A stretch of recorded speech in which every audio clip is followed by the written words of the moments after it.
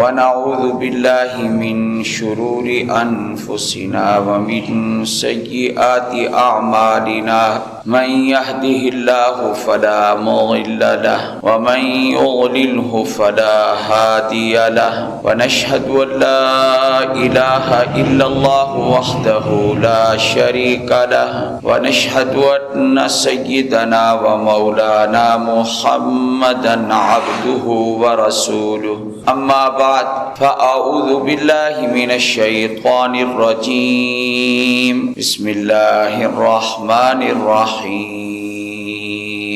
قل هو الله أحد الله الصمد لم يلد ولم يولد ولم يكن له كفوا أحد قال النبي صلى الله عليه وسلم والذي نفسي بيده إنها لتعدل ثلث القرآن صدق الله العظيم وصدق رسوله النبي الكريم اللهم صل على محمد وعلى آل محمد كما صليت على إبراهيم وعلى آل إبراهيم إنك حميد مجيد اللهم بارك على محمد وعلى آل محمد كما باركت على إبراهيم وعلى آل إبراهيم إنك حميد مجيد۔ سورہ اخلاص اللہ تعالیٰ کی کتاب کی وہ صورت ہے جس کو علماء نے فرمایا کہ اگر رب تعالیٰ کا تعارف کوئی تم سے پوچھے تو تمہیں یہ صورت پڑھ کے سنا دینی چاہیے۔ اللہ تعالیٰ کا تعارف سورہ اخلاص میں موجود ہے۔ ایک آدمی مسجد نبوی میں یعنی صحابی اس طریقے سے دعا مانگ رہے تھے، اللہم انی اسألک بانی اشہد انک اللہ الذی لا الہ الا انت الاحد الصمد الذي لم يلد ولم يولد ولم يكن له كفوا احد۔ کہ اے اللہ میں تجھ سے سوال کرتا ہوں اس واسطے کے ساتھ کہ میں گواہی دیتا ہوں کہ انک اللہ، بے شک آپ اللہ ہیں، الذي لا الہ الا انت، وہ اللہ کہ تیرے علاوہ کوئی عبادت کے لائق نہیں، الاحد تو احد ہے، الصمد تو صمد ہے، ایسا احد اور صمد الذی لم یلد ولم یولد، جس نے نہ جنا اور نہ وہ جنا کیا، ولم یکن لہ کفوا احد، اور اس کا کوئی ہمسر نہیں ہے۔ تو میں تجھ سے تیری توحید کا واسطہ دے کر میں تجھ سے سوال کرتا ہوں ان تغفر لی، کہ تو میری بخشش فرما دے۔ ابن قیم رحمہ اللہ نے یہ لکھا ہے کہ اس حدیث پاک میں بہت بڑا نقطہ موجود ہے۔ وہ کیا کہ انسان جب دعا مانگتا ہے تو اس میں وسیلے کا ذکر کرتا ہے۔ آج بھی اور آج سے پہلے بھی متصوفہ صوفی لوگ جو ہیں، جو تصوف سے متعلق ہیں، وہ تو یہ بھی کہہ دیتے ہیں کہ اے اللہ میں تجھ سے سوال کرتا ہوں بحق فلاں، فلاں کے حق کی وجہ سے میں تجھ سے سوال کرتا ہوں کہ تو میرا یہ کام کر دے۔ شرح وقایہ فقہ کی کتاب میں لکھا ہے اس طریقے کی دعا کرنا جائز نہیں ہے۔ وجہ یہ ہے کہ اللہ جل جلالہ پر کسی کا کوئی حق نہیں ہے، اس قسم کا واسطہ دینا یہ صحیح نہیں۔ تو آپ علیہ الصلوۃ والسلام نے فرمایا کہ اس نے اللہ تعالیٰ کے اس اسم اعظم کے ساتھ دعا کی ہے کہ جب وہ پڑھ کے دعا کی جاتی ہے تو اللہ تعالیٰ دعاؤں کو قبول فرمائے۔ ہمیں ایک بخشش کا ایک ذریعہ اس حدیث پاک کی برکت سے ہمیں مل گیا۔ وہ کیا؟ وہ یہ کہ انسان کا عقیدہ اگر توحید کا ہے تو وہ اپنی دعا میں اللہ تعالیٰ سے یہ عرض کر سکتا ہے اے پروردگار میرا یہ کام پھنسا ہوا ہے، میں تجھے تیری توحید کا واسطہ دیتا ہوں، تو میرا یہ کام کر دے۔ یہ ایک حدیث پاک ترمذی شریف کی جس کو امام ترمذی نے صحیح فرمایا ہے، اس حدیث پاک کی روح سے ایک مسئلہ عظیمہ وہ ہمیں معلوم ہوا، فائدہ عظیمہ ہمیں معلوم ہوا کہ اللہ جل جلالہ کو اپنی توحید پسند ہے، بشرطے کہ توحید توحید کو سمجھنے کی آدمی کو فکر ہو کہ توحید کیا چیز ہے۔ اب دیکھیں، قل هو اللہ احد، اے میرے نبی صلی اللہ علیہ وآلہ وسلم آپ کہہ دیں وہ اللہ ایک ہے۔ اب اللہ ایک ہے، اس کا کیا مطلب ہے؟ اس کا مطلب یہ ہے وہ الوہیت میں بھی ایک ہے، وہ ربوبیت میں بھی ایک ہے، وہ رزاقیت میں بھی ایک ہے، وہ تخلیق میں بھی ایک ہے۔ سب کو پیدا کرنے والا صرف اللہ ہے، یہ کہنا ہے۔ کیونکہ ہم کہیں اللہ ہے تو کچھ اور لوگ ہوتے ہیں جن کا عقیدہ خراب ہوتا ہے، وہ کچھ اور باتیں ساتھ ملا دیتے ہیں۔ فرمایا نہیں، صرف اور صرف اللہ ہے۔ سب کو پیدا کرنے والا صرف اللہ ہے، سب کو رزق دینے والا صرف اللہ ہے، اور سب کو شفا دینے والا صرف اللہ ہے، سب کو اولاد دینے والا صرف اللہ ہے۔ یہ سارے کام اللہ کرنے والا ہے، اور الوہیت میں، ربوبیت میں سب کا معبود اللہ ہے اور سب کا رب بھی صرف اللہ ہے، یہ کہنا ہے۔ تو اللہ تعالیٰ الوہیت میں، ربوبیت میں وہ احد ہے، وہ ایک ہے، اور ان چیزوں میں اس کا کوئی شریک، بلکہ میں تو بڑھ کر کہتا ہوں، کیا کسی چیز میں بھی اللہ کا کوئی شریک نہیں ہے، وہ وحدہ لا شریک لہ ہے۔ اس لیے آدمی کو زندگی ایسے گزارنی چاہیے کہ کام جو ہے نہ میری برادری کر سکتی ہے، نہ میرے دوست احباب کر سکتے ہیں، نہ کوئی جتھا کر سکتا ہے، نہ میرے تعلقات کر سکتے ہیں، اگر میرے کام بنانے والا ہے تو وہ صرف اللہ ہے۔ یہ نظریہ ہونا چاہیے، یہ عقیدہ ہونا چاہیے۔ اس عقیدے کی بنیاد پر آدمی کو اپنے سانس گزارنے چاہیے، اپنی زندگی کے لمحات گزارنے چاہیے کہ میرا کام بنانے والا، میرا کارساز، میرا مولا اور میرا ناصر، میرا نصیر وہ صرف اور صرف یہ اللہ۔ یہ ہے احد، اللہ الصمد، اللہ تعالیٰ بے نیاز ہے۔ حضرت سیدنا ابو ہریرہ رضی اللہ تعالیٰ عنہ فرماتے ہیں کہ صمد کا معنی ہے المستغنی عن کل ما سوا، جو اپنے تمام ما سوا سے مستغنی ہے۔ اللہ تعالیٰ کسی کا محتاج نہیں ہے، ما سوا سے مستغنی ہے، عن کل ما سوا۔ حضرت عبداللہ ابن عباس رضی اللہ تعالی عنہما وہ جو اس صمد کا معنی بیان کرتے ہیں وہ ذرا توجہ کے ساتھ سنیں۔ اللہ اکبر کبیر۔ صمد وہ ذات ہے لا یحتاج الی احد ویحتاج الیہ، ساری مخلوق اس کی محتاج ہے اور وہ کسی کا محتاج نہیں ہے۔ تھوڑی سی اور توجہ دیں اسی لفظ صمد پر۔ اللہ اکبر کبیرہ۔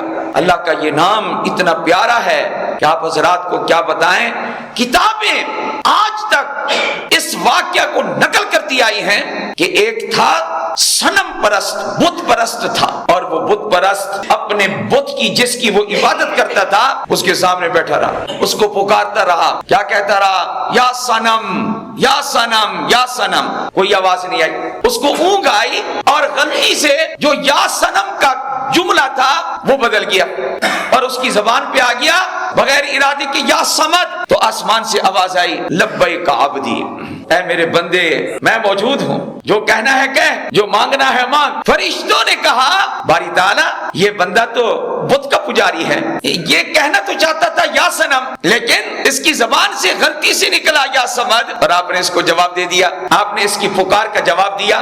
رب تعالیٰ نے فرمایا میں تم سے زیادہ جانتا ہوں، لیکن مجھے یہ بتاؤ یہ جو کب سے اپنے بت کو پکار رہا ہے، اس کا صنم بھی اس کو جواب نہ دے، صمد بھی جواب نہ دے، تو صنم اور صمد میں کیا فرق رہ جائے گا؟ اللہ نے یہ کہا، اس لیے میں نے کہا لبیک عبدی، اس لیے تو فرمایا لا تاخذہ سنۃ ولا نوم، اللہ کو نہ نیند آتی ہے نہ اونگ آتی ہے کہ کسی وقت بھی میرا بندہ مجھے پکارے تو اس کو میرے ٹائم کی وہ حاجت نہ ہو کہ اس وقت اللہ سنتا ہے اور اس وقت اللہ نہیں سنتا۔ فرمایا میں ہر وقت اپنے بندوں کی پکار کو سننے والا ہوں۔ اللہ اکبر کبیر۔ اس لیے لا تاخذہ سنۃ ولا نوم۔ تو میں عرض کر رہا تھا حضرت عبداللہ ابن عباس رضی اللہ تعالی عنہما، محمد بن جریر الطبری رحمہ اللہ انہوں نے، اور اسی طرح محمود الآلوسی البغدادی رحمہ اللہ، بڑے چوٹی کے مفسرین نے حضرت عبداللہ ابن عباس رضی اللہ تعالیٰ عنہ کا یہ قول نقل کیا۔ فرمایا کہ صمد کسے کہتے ہیں؟ السید قد کمل فی سوددہ، وہ سردار ہے جو اپنی سرداری میں کامل ہے، یہ اللہ کی تعریف کی۔ پھر فرمایا العظیم العظیم الذی قد عظم فی عظمتہ، صمد وہ عظیم ذات ہے جو اپنی عظمت میں کامل ہے۔ فرمایا الحلیم الذی قد کامل فی حلمہ، وہ حلیم ہے جو اپنے حلم میں بردباری میں کامل ہے، اس سے بڑھ کر کسی کا حلم بڑھا ہوا نہیں ہے، وہ سب کی کوتاہیوں کو دیکھتا بھی ہے، پھر رزق بھی کسی کا بند نہیں کرتا سب کے اوپر عیبوں پر پردے بھی ڈالتا ہے، وہ ستار ہے، سب کے عیبوں کو اس نے کیا کر رکھا ہے؟ چھپا رکھا ہے۔ حضرت عمر رضی اللہ تعالیٰ عنہ پر خوف خدا اتنا زیادہ تھا کہ کہنے لگے کہ آپ دنیا سے جا رہے ہیں، اللہ جل جلالہ نے آپ سے بڑا کام لیا ہے، دین کا بڑا کام لیا، تو حالانکہ آپ علیہ السلام نے ان کا جنت کے اندر محل دیکھا، ان کا جنتی ہونا یقینی ہے، خوف خدا کی وجہ سے کہنے لگے، کیا کہنے لگے؟ اتنا خوف اللہ تعالیٰ کا ان بڑے لوگوں پر تھا، کیا کہنے لگے؟ عمر تو بس یعنی اتنا ہی کافی ہے کہ برابر سرابر اللہ بخش دے تو مجھے یہ سودا بھی قبول ہے کہ نہ مجھے ثواب دے نہ مجھے عذاب دے، بس عمر اس پہ بھی راضی ہو جائے گا۔ حضرت عمر اتنی بڑی ہستی، اور فرمایا حضور نے 10 صحابہ کو ایک ہی مجلس میں فرما دیا، کیا؟ ابو بکر فی الجنہ، عمر فی الجنہ، عثمان فی الجنہ، علی فی الجنہ، طلحہ فی الجنہ، زبیر فی الجنہ، سعد فی الجنہ، سعید فی الجنہ، عبد الرحمن فی الجنہ، ابو عبیدہ بن جراح فی الجنہ۔ 10 صحابہ کو آپ نے یہ فرمایا تم تو جنتی ہو، تم جنت میں ہو، حضور نے فرمایا صلی اللہ علیہ وسلم۔ اب جن کو حضور فرما گیا کہ تم ہو ہی کس میں؟ جنت میں۔ اب آپ یہ بتائیں کوئی بھی زبان گندی بھونکنے والی بھونکے، ان کی عزت میں فرق آئے گا؟ جن کی شان کس نے بڑھائی ہے؟ اللہ اور اللہ کے رسول نے بڑھائی ہے، ہمیں تو تمہاری زبان گندی زبانوں کی کوئی ضرورت نہیں۔ اور حضرت صدیق اکبر کا تو مقام ہی کچھ الگ ہے۔ حضرت صدیق اکبر کی وہ جو راتیں تھی نا غار والی، صدیق اکبر یار غار بھی ہیں یار مزار بھی ہیں۔ صدیق اکبر وہ ہستی ہیں رضی اللہ تعالیٰ۔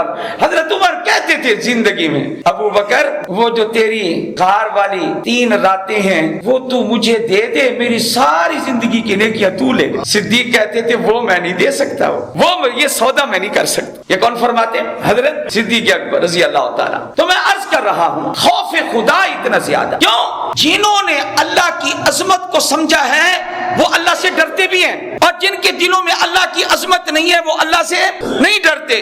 حضرت عبداللہ بن عباس فرماتے ہیں یہ الحلیم الذی قد کمل فی حلمہ، کہ اس کا حلم سب سے زیادہ ہے، یہ صمد کی تعریف کی ہے۔ اور بعض مفسرین فرماتے ہیں کہ یہ جو لفظ صمد آیا ہے اس کی تفسیر اگلا جملہ کر رہا ہے، لم یلد ولم، کہ وہ بے نیاز ہے، اللہ بے نیاز ہے نا، تو آگے کہا اس کی بے نیازی کا عالم یہ ہے کہ نہ وہ اولاد کا محتاج ہے نہ وہ ماں باپ کا محتاج ہے۔ اولاد کی نفی کی ہے، لم یلد اس نے کسی کو جنا نہیں، ماں باپ کی نفی کی ہے، ولم یولد وہ جنا نہیں کیا۔ اللہ اتنا بے نیاز ہے، نہ اس کو ماں باپ کی ضرورت ہے نہ اس کو اولاد کی ضرورت ہے۔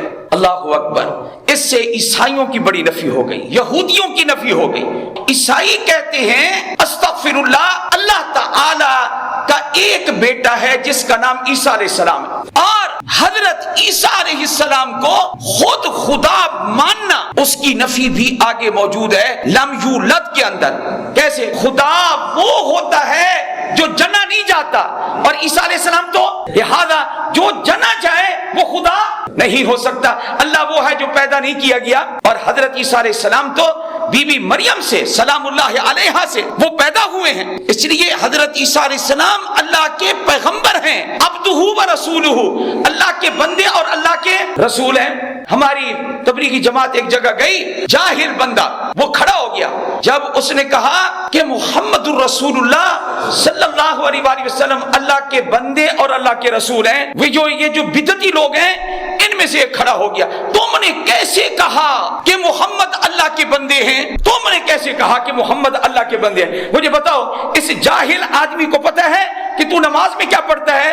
اشہد ان لا الہ الا اللہ و اشہد ان محمدن عبدہ و رسولہ۔ ان جاہلوں کو کس نے کہا کہ پیغمبر جو ہوتے ہیں وہ انسان نہیں ہوتے، پیغمبر جو ہوتے ہیں وہ اللہ کے بندے نہیں ہوتے، حالانکہ وہ اللہ کے بندے ہوتے ہیں، اللہ کے رسول ہوتے ہیں، اور عام انسانوں سے ان کا رتبہ زیادہ ہوتا ہے۔ لیکن اس جہالت کا پاکستان میں کوئی علاج نہیں ہے۔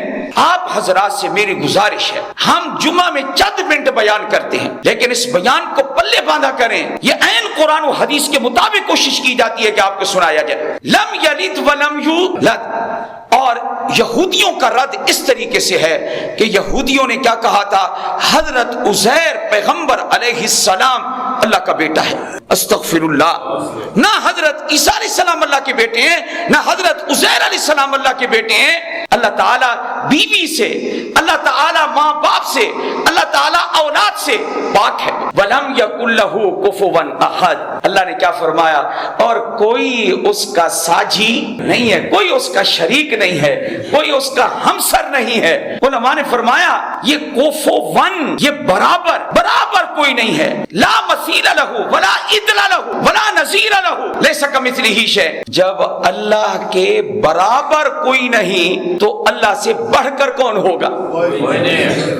اس لیے سارے بولو اللہ اکبر، سب سے بڑا اللہ ہے، اللہ کے برابر کوئی نہیں ہے۔ بات تو یہ ہے کہ اللہ کے برابر کوئی نہیں تو اللہ سے بڑھ کر کون ہو سکتا ہے؟ آپ اذان کے دیکھیں جملے دو بار آپ کو نظر آئیں گے، دو بار، اشہد ان لا الہ الا اللہ، اشہد ان لا الہ الا اللہ، دو دفعہ، اشہد ان محمد رسول اللہ، اشہد ان محمد رسول اللہ، حی علی الصلاۃ، حی علی الصلاۃ، حی علی الفلاح، حی علی الفلاح، دو بار آپ کو نظر آ رہے ہیں۔ لیکن کیا کمال کی بات ہے، میرے رب کو جو پسند ہے کہ مجھے کہو سارے کہ میں بڑا ہوں، 4 مرتبہ شروع میں، 2 مرتبہ آخر میں، 6 مرتبہ مؤذن کو کہنا پڑتا ہے کہ اللہ سب سے بڑا ہے۔